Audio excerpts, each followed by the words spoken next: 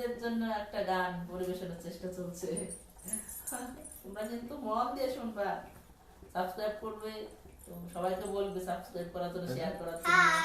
প্রচুর প্রচুর সাবস্ক্রাইব করবে তোমরা, শেয়ার করবে, লাইক করবে।